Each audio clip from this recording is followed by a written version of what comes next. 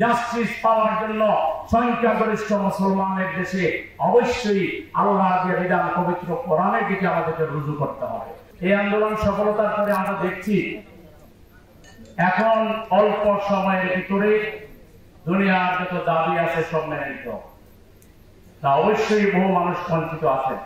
আপনারা পেশাজীবীরা সঠিকভাবে কাজ করতে পারেননি, নারী সমাজ তার অধিকার পায়নি, শিশুরা অধিকার বঞ্চিত হয়েছে, সমাজে যে নানা অসঙ্গতি আছে, অবিচার আছে, এটা আমরা স্বীকার করি, এটা আমরা বুঝি। আপনারা তালিকা করে রাখুন।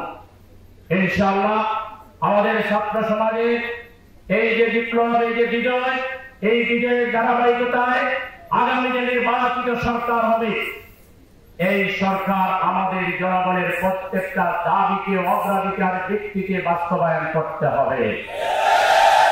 দাবি বাস্তবায়নের সরকার এই সরকার বোধহয় নয়। এই সরকার কিছু মৌলিক সংস্কার শেষে তারা জাতিকে জানাবেন ইনশাআল্লাহ, এবং তারা নির্বাচনের আয়োজন করবেন। আমরা উৎসবের আনন্দে যে নির্বাচন, যে ভোট আমরা গত 15-17 বছর থেকে দিতে পারিনি, সেই ভোট আমাদের কাঙ্ক্ষিত নেতা নির্বাচনের ভোটে আমরা অংশগ্রহণ করব।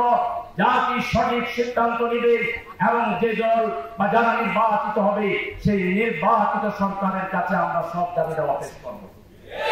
এর আগে দাবি দেওয়ার নামে রাস্তা ব্লক করে, থ্রেটেনিং করে এই জাতির মধ্যে আবার যারা বিভেদ তৈরি করার চেষ্টা করবেন, বিশৃঙ্খলা তৈরি যারা চেষ্টা করবেন, তারা পতিত স্বৈরাচারের দালাল হিসাবে চিহ্নিত।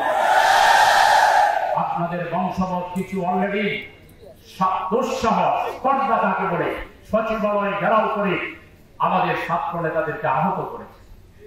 এই ধরনের কোন দালাল যদি আবারও রাজপথে আসার চেষ্টা করে, এখানে যদি কোন অস্থিতিশীল পরিবেশ তৈরির চেষ্টা করে, আমরা ছাত্র জনতা আবারও তাদেরকে প্রতিরোধ করার জন্য প্রস্তুত রয়েছে।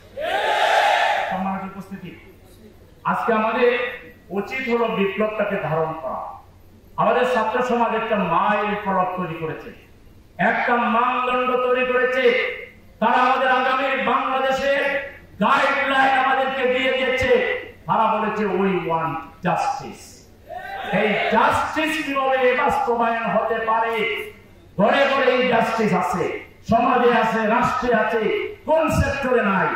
আসুন আমরা এই জাস্টিসটা পাওয়ার জন্য, আগামী জাতি বিনির্মাণের জন্য, আগামী দেশকে সুন্দরভাবে গঠন করার জন্য কোন আদর্শ দিয়ে, কোন মানুষ দিয়ে, কোন দল দিয়ে জাস্টিস হতে পারে, এগুলো নির্ধারণে আমরা পারস্পরিক আলোচনা করি।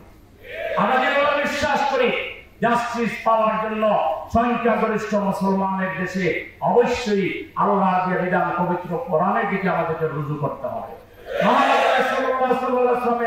আদর্শের দিকে আমাদেরকে রুজু করতে হবে, কারণ আল্লাহ বলেছেন লাকাদ কানা লাকুম ফি রাসূলিল্লাহি উসওয়াতুন হাসানাহ।